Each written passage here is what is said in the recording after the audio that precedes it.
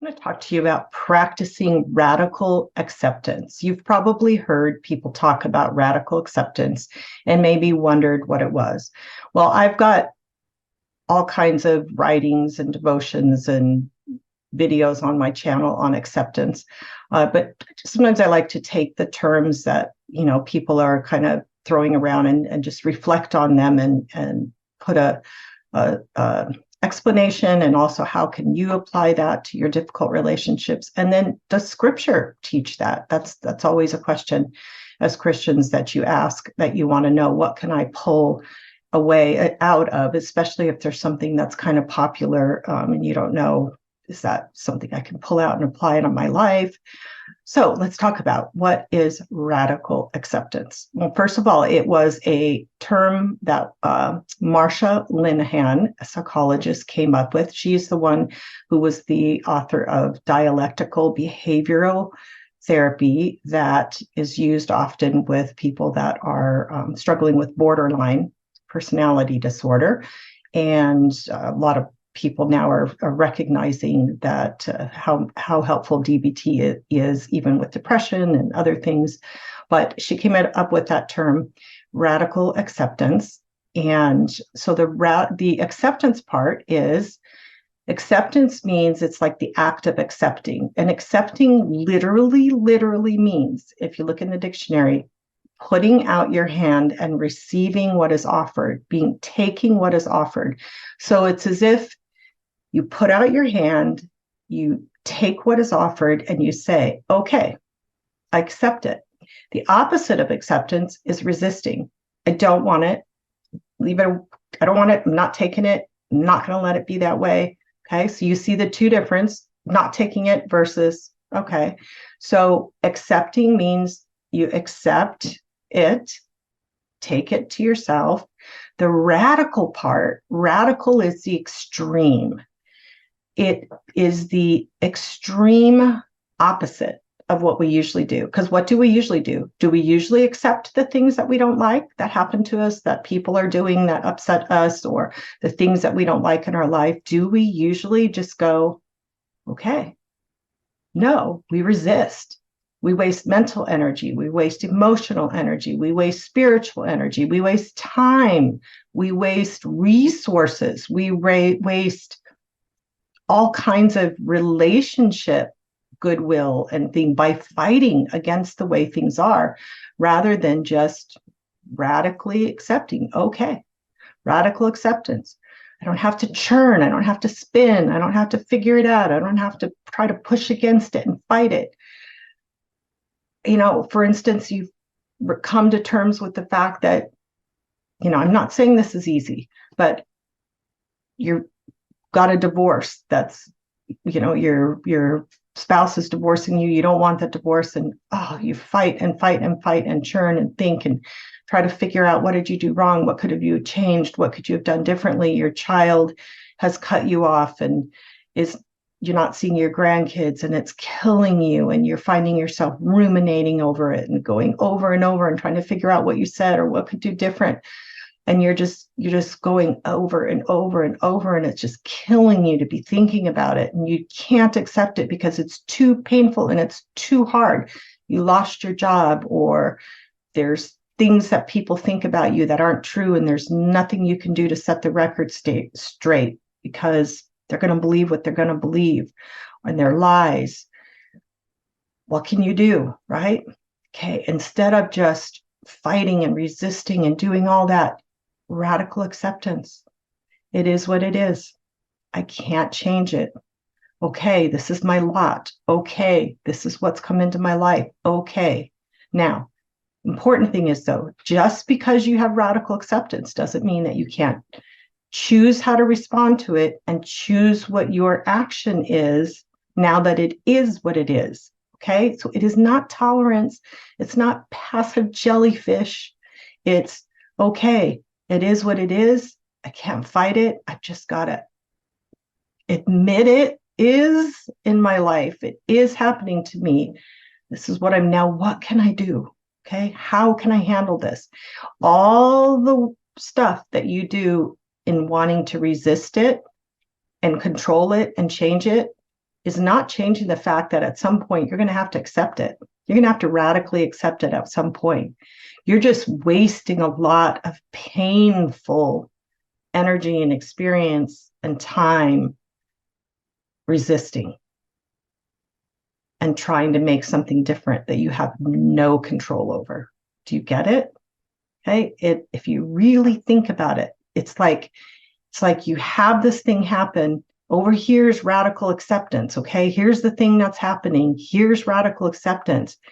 And in between is the abyss, right? It's this place that you're in where you're drowning. It's the moat. You're drowning and you're sinking and you're in the mire and you're in the mud and you're miserable and you're gasping for air and you're struggling against being in the moat and you hate it and you turning and killing yourself. What could I have done to keep myself from being here? And what did I do wrong? And why do people do this to me? And all this stuff, I think about, the example of what you're doing in that moat. Instead, all you have to do is put the drawbridge down, walk over from the thing that's happening into radical acceptance. And now you get to decide, okay, now what? Right? Now what? That's it. So that radical acceptance is that drawbridge over into peace and serenity and acceptance of what's going on in your life. And the next step, right? So radical acceptance involves embracing reality as it is, because it is. You're not making it different because you refuse to embrace it. You know that? No, it still is what it is. It's not passing judgment on what is happening. That doesn't mean you can't have thoughts about it, but when you're doing radical acceptance, you're just going to be in that zone of acceptance. You're not going to be thinking, this is awful. This is horrible. I can't do this. That's all stuff you're doing in the moat, right? That's all the drowning stuff. I can't handle this. I can't take it. All of that is the rumination. All of that is resistance. Passing judgment on it. This is awful. I'll never rip through this. This is the worst thing that could happen to anyone. Terrible person did this to me.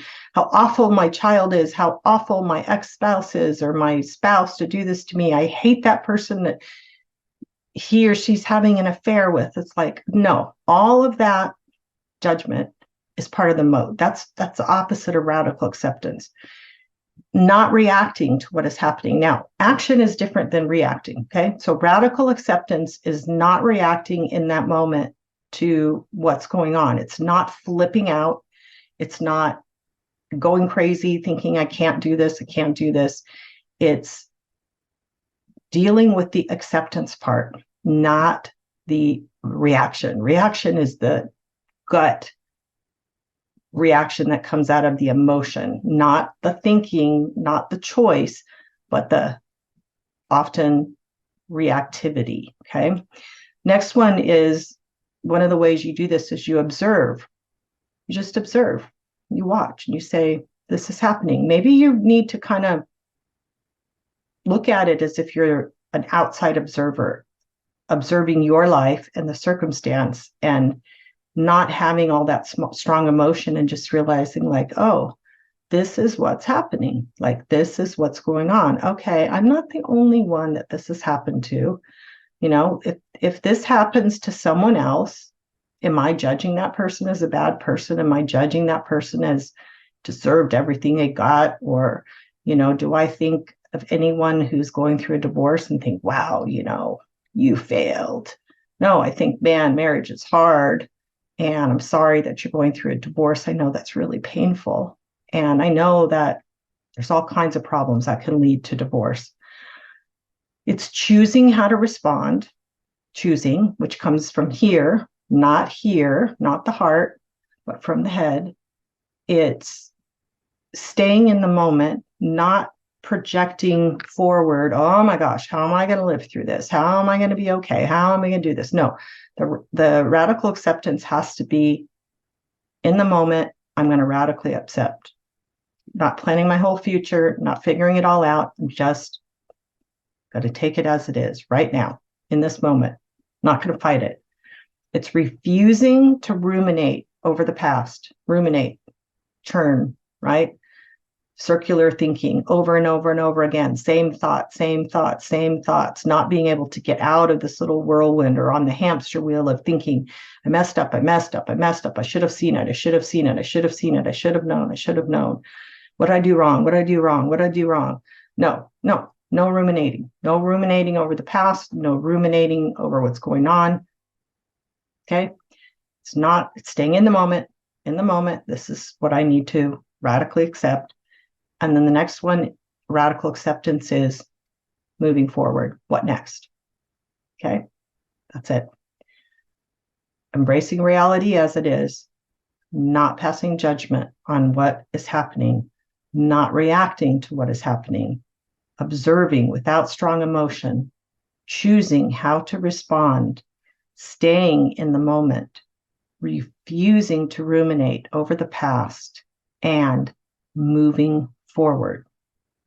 That is what radical acceptance is. Powerful. This does not mean that you passively tolerate mistreatment, no, or that you allow people passively to do stuff for you, no. That's where boundaries comes in. Radical acceptance is one tool that you have in dealing with life and dealing with difficult people. Boundaries are still important. Speaking the truth has its moment and its time and its place. Taking care of yourself, all of that stuff, okay? It's just one tool that you have in your tool basket.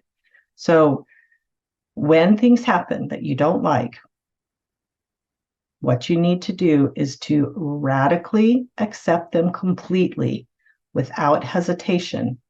That will get you to the other side in radical acceptance, to where you then get to ask yourself, now what? Now what am I going to do? Listen to this example. Jesus said to the disciples in Matthew 10:11-14, whatever town or village you enter, search there for some worthy person and stay at their house until you leave. As you enter the home, give it your greeting. If the home is deserving, let your peace rest on it. If it is not, let your peace return to you. If anyone will not welcome you or listen to your words, leave that home or town and shake the dust off your feet. Radical acceptance, right? If the person will listen to you and receive your words, yes, go, stay with them. But if they will not, don't fret. Don't press for something different.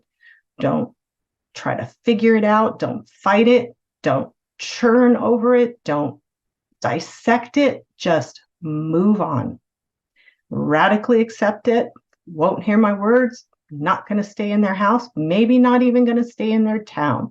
Jesus practiced that. There were places he said, I couldn't do very many miracles there because of their unbelief, or I didn't have a whole lot to say to them. Nobody wanted to listen to me, so I just left.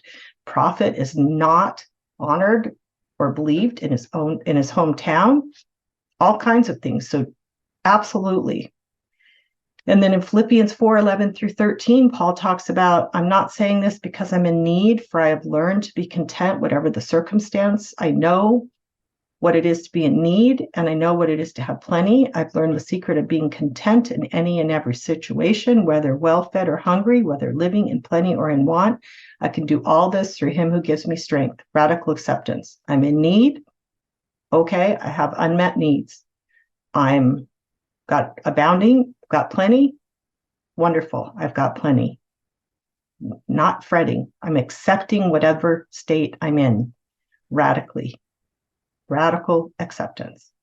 Okay, I hope this gave you some new insight on how acceptance can be such a powerful, powerful concept in your life.